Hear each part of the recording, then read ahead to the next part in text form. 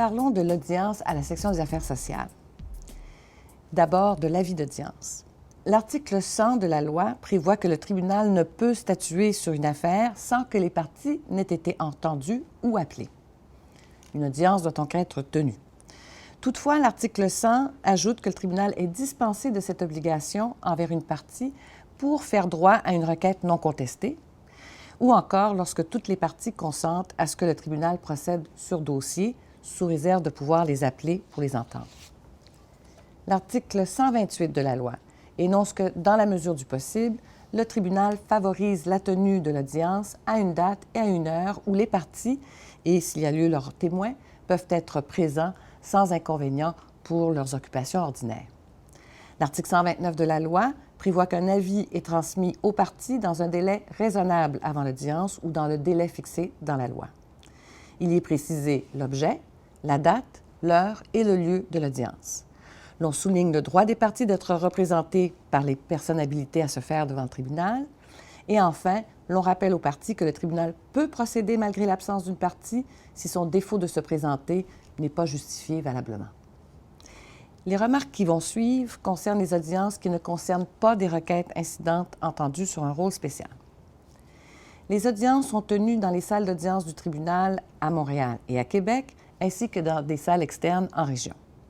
Elles peuvent également être tenues par visio-audience dans certaines circonstances. Le lieu d'audience est règle générale établie en fonction du lieu de résidence de la partie requérante. Le tribunal tient ses audiences du rôle régulier du lundi au vendredi, sauf évidemment les jours fériés. Les audiences sont habituellement fixées soit le matin, soit en début d'après-midi. S'il s'agit de visio-audience, cependant, elles seront convoquées à heure fixe. La durée prévue d'une audience est évaluée par le tribunal à l'analyse que son secrétariat fait du dossier administratif selon sa nature.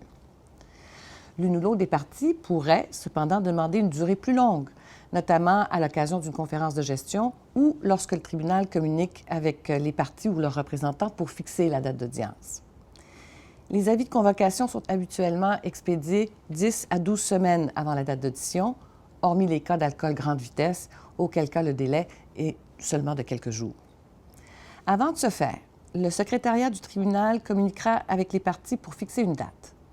Il se peut que l'on vous demande si le dossier est complet, s'il y aura présence de témoins et si oui, combien.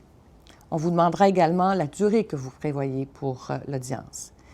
Si vous ne retournez pas cet appel, vous allez recevoir une télécopie du tribunal vous informant de la date prévue et qu'à défaut de recevoir une réponse dans un bref délai, le dossier sera considéré comme complet et il sera présumé que vous et votre client êtes disponibles à la date prévue.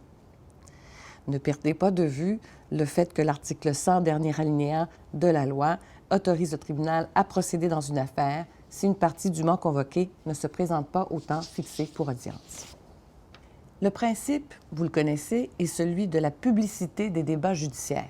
Et donc, les audiences devant le tribunal sont publiques. Dans certaines circonstances, le huis clos peut être ordonné, mais il s'agit de l'exception. En effet, l'article 10 de la loi prévoit que le huis clos peut être ordonné, même d'office, lorsque cela est nécessaire pour préserver l'ordre public. Il faut noter cependant qu'en vertu de l'article 130 de la loi, tout journaliste qui démontre sa qualité est admis, sans autre formalité, à une audience à huis clos, à moins que le tribunal ne juge que sa présence peut causer préjudice à une personne dont les intérêts peuvent être touchés par l'instance.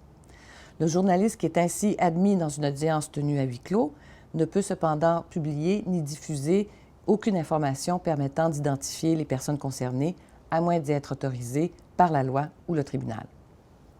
L'article 131 de la loi prévoit par ailleurs qu'une ordonnance de non-divulgation, non-publication ou non-diffusion de documents peut également être ordonnée lorsque cela est nécessaire pour préserver l'ordre public.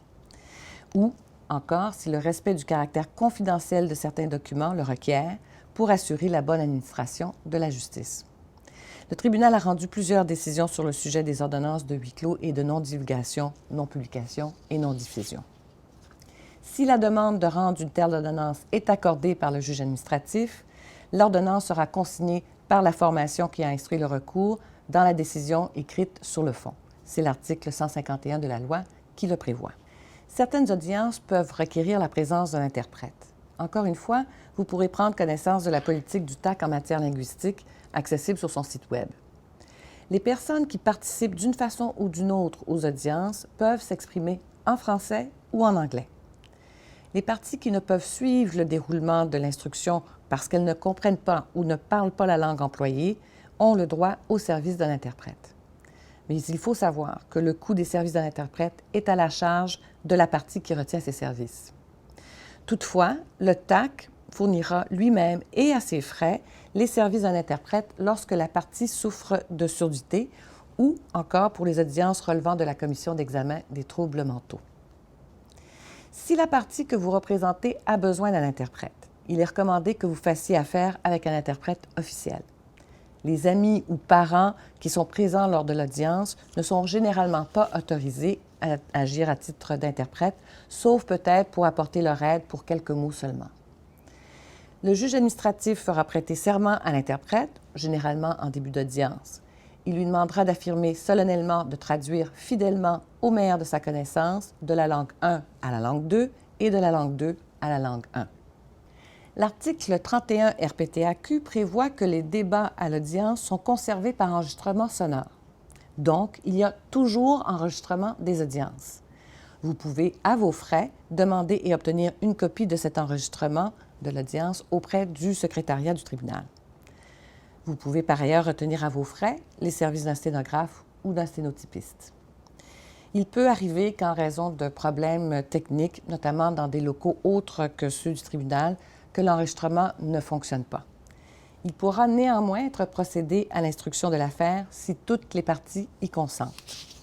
Toute audience qui procède devant le tribunal administratif du Québec fait l'objet d'un procès-verbal d'audience, lequel contient les éléments énumérés à l'article 32 RPTAQ, notamment le lieu, la date et l'heure de l'audience, le nom des parties et de leurs représentants, et, le cas échéant, le nom de l'interprète, du sténographe, le nom des témoins, l'usage de la téléconférence s'il en est, l'enregistrement des débats, les diverses étapes de l'audience, les pièces produites, les décisions intérimaires du tribunal, la date de prise en délibéré, etc.